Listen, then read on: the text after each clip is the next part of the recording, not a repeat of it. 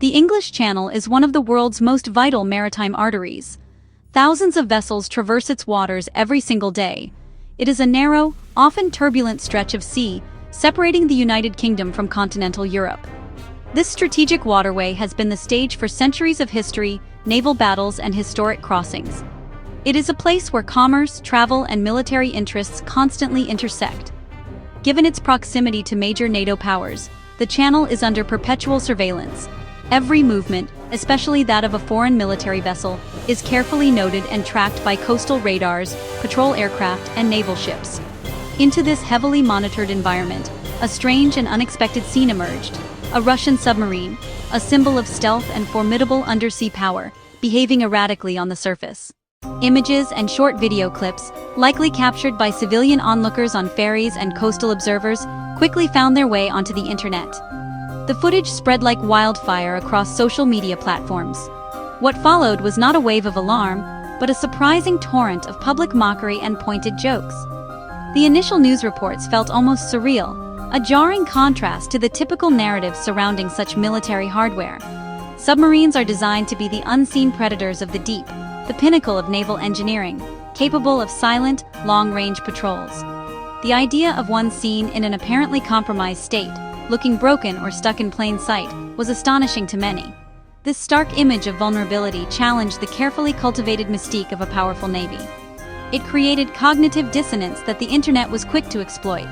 The sight of a seemingly powerless exposed submarine was a powerful visual, prompting questions about its condition, crew competence, and technological reliability. And it transformed into a public spectacle. The incident in the English Channel involved a specific cast on the international stage. The central figure was the Russian submarine itself. It belonged to the Russian Federation Navy, long associated with strength and technological prowess. These subs are key to Russia's strategic defense, and let it project power far beyond its shores. Presence in the channel, while legal, always draws significant interest, especially from NATO members United Kingdom and France. NATO forces observed closely. When the sub surfaced in an unusual state, ships and aircraft were already nearby as standard procedure. Their role: observe, report, and be ready to offer assistance under international maritime law. Beyond militaries, the channel's civilian traffic was pivotal. Many first images came from passengers who became frontline correspondents, pushing the story past traditional news into social media. Governments entered the fray. Moscow tried to steady the narrative. Brussels and allies balanced PR wins against avoiding escalation. Well, it was a delicate dance. The sequence began with detection of a Russian submarine transiting the channel on the surface.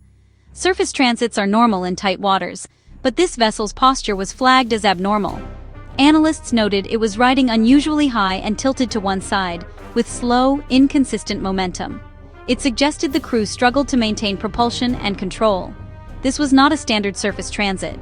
Observers noted possible buoyancy problems. Modern submarines rely on ballast tanks to dive and compressed air to surface. A failure can cause an emergency blow, a rapid ascent to the surface. Hours later, the tug Nikolai Chaiker accompanied the sub. Support is common on long deployments, but the proximity reinforced that assistance was needed. The pair continued slowly, likely toward the Baltic or Barents Sea. NATO surveillance kept a respectful watch. No confrontations were reported. It really made waves in more ways than one.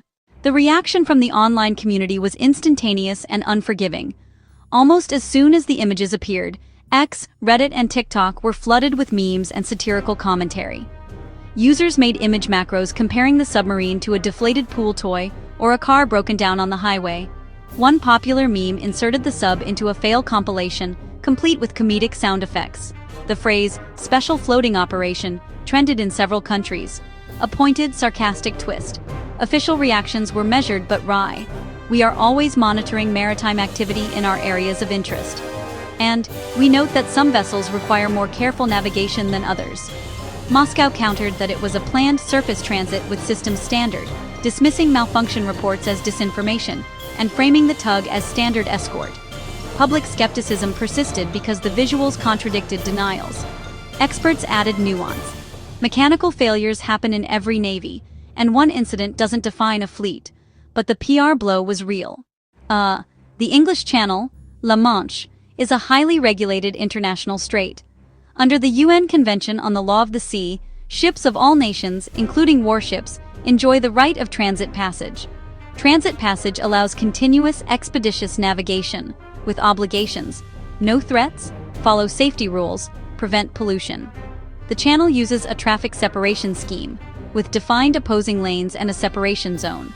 All large vessels, military and civilian, are expected to follow these lanes. For submarines, the rules are stricter.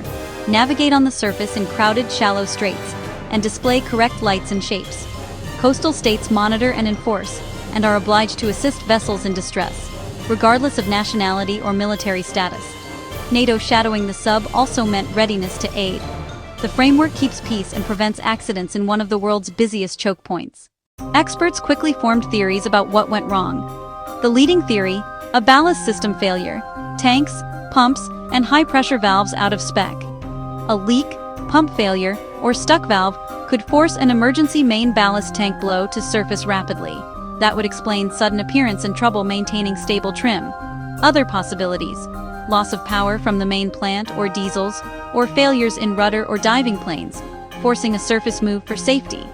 Some pointed to the list as evidence of a minor flood or a shift in heavy equipment upsetting balance. In the channel's high-stress navigation, small issues mishandled at a critical moment can cascade. As one analyst put it, in a submarine, small problems can become big problems very quickly if you don't stay ahead of them. Finally, maintenance and readiness, aging equipment and strained budgets can bite. One incident doesn't prove systemic failure, but public breakdowns may point to deeper challenges. On a practical level, safety was paramount. A submarine not under full control in such congestion is a navigational hazard. A collision with a container ship or tanker could be catastrophic. Loss of life and environmental damage. UK and French authorities focused on ensuring it didn't become a drifting obstacle and rerouted traffic. Politically, the symbolism was immense. Military hardware projects power. Submarines embody technological superiority. Visible failure punctures that image. In today's infosphere, every citizen is a potential collector. Every platform a vector for propaganda or ridicule. Humor and ridicule can diminish an adversary's status. Turning a fearsome weapon into a global joke is a soft power pushback that chips at prestige. Control of perception isn't just for press offices anymore. A single image can define a story before official lines arrive. In the immediate aftermath, all sides managed the fallout to prevent escalation. Subtle digs aside, the alliance and member states remained professional. No formal protests, legal rite of passage applied. Behind the scenes, agencies analyzed data, building a picture of capabilities and vulnerabilities. For the Russian Navy, internal reviews likely followed. Debrief the crew, return to port, inspect thoroughly. Examine design, manufacturing quality, maintenance schedules, and crew training. Fix the problem and find any fleet-wide issues. For NATO, lessons for strategy, surveillance, shadowing protocols, and distress responses. Longer term, procurement and public affairs takeaways. Reliability and availability matter more than fleet size. Handled professionally under international law, the incident became a lesson. In modern conflict, steel and firepower share the stage with perception and narrative. The mocked submarine in the English Channel transcended a simple mishap. It began as a technical failure, became a global spectacle, a diplomatic test, and a lesson in modern perception. Public mockery thrived on contrast, powerful image versus vulnerable reality, and social media shaped the narrative at speed. For professionals, it raised questions on readiness, maintenance standards, and crew proficiency.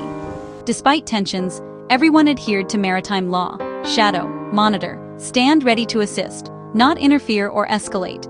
Those mechanisms prevented a technical issue from spiraling into crisis, a quiet success for rules at sea. Ultimately, strength is measured not just in steel, but in perception. In an instant communication age, the appearance of weakness can be as damaging as a tactical defeat. The image of that listing submarine will linger, proof that even leviathans can be rendered helpless by a mechanical fault, and the unforgiving gaze of a connected world.